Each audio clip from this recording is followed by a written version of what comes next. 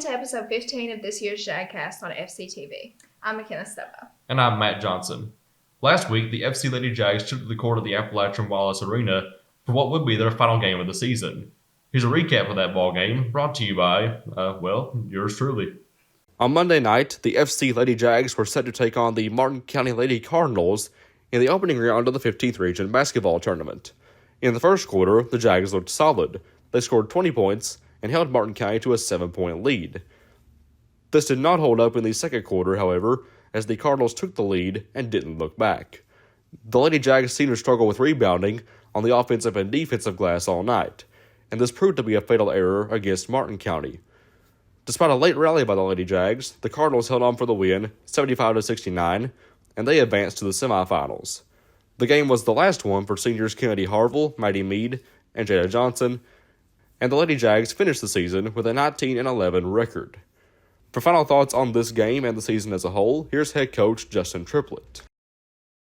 I thought we had a great season. I mean, it was one of the tougher schedules we played since I've been here. And, to come out of that schedule with a winning record and to have fought in about every game. I mean, every game that we played, we were right in. There were very few games that there was no question about us being able to win the game. So with that, I felt like we got better. I just wish we could have stayed healthy as the season went on. And that's just stuff that's out of our control, the players' control. I don't know that we was fully prepared, but you can't prepare when one of your best players goes down with the injury. Jada broke her right wrist during that game, and I felt like it kind of just sent the girls for a whirlspin for a little bit, and it took us about till the fourth quarter to figure out how we were going to adjust without Jada. But, we missed some shots. We gave up some offensive rebounds. And I always go back to that floor. You play on the high school floor every game, and then when it matters the most, you go to a different gym, and just the atmosphere is just different there. I know I wish more than anything for Jada that she could have stayed healthy. She had a couple of injuries here down towards the end of the season, and I just really hate it for her and it hurt her senior season. With the winter sports season officially in the books, that means a wrap on Floyd Central's very first wrestling season. Hunter Clatworthy spoke with head wrestling coach Scotty Johnson about what was a very successful first season for the Jaguars. It was very successful because of the hard work that they were willing to put into it. Those guys came to practice every day with an open mind and a dedication to work hard and learn what was being taught, and myself as well. But I would describe it as being a great success because, as you know, we in our first year we had two wrestlers advance and qualify to go to the state tournament, which is huge. I don't think they even realize how big of an accomplishment that was for them to make it that far. And then we had another one of those same wrestlers actually won the JV state tournament, so he is an actual junior varsity state champion. So I would say it was a great success this first season.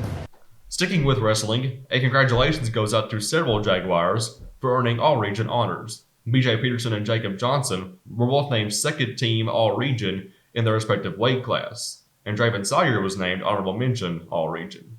As we now turn to the spring sports season, track and field head coach Tyler Little shows that expectations are extremely high this season after experiencing state success last year in the program's first year. Once you've had great success, you realize what you are capable of, and it drives you to do even more. And so in that regard, I feel like we will only grow as a team and succeed even further.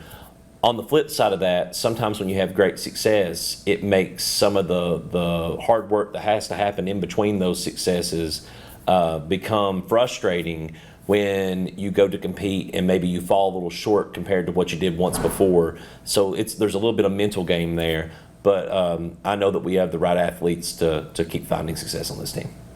We had a basketball signing take place this week. On Monday, March 6th, Lady Jag Maddie Mead signed to play college basketball at Kentucky Christian University. Jada Johnson and Jayla Little talked with Maddie about her decision. It was the first place I visited, and I just fell in love with it from the time that I stepped on campus. I really want to become an elementary school teacher, and I can do that and play basketball at KCU. Along with Maddie, a few other Lady Jaguars have signed to compete at the college level.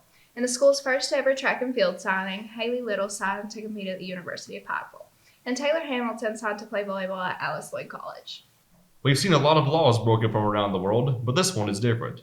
Taking us to Arkansas and back to our home state in Kentucky, let's see what Ethan Osborne and Ronald Hunt have for us this week. Today we're going to be taking a look at Arkansas, or Arkansas, and we're going to be taking a look at Kentucky, born and raised. All of that and more on ludicrous laws from around.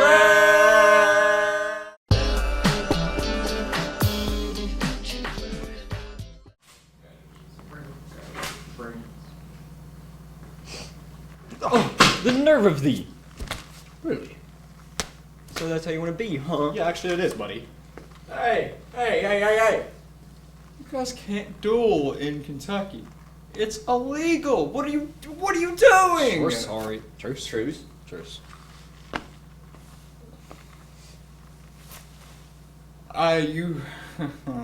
You guys don't know who you are messing with today. Boom! Broken!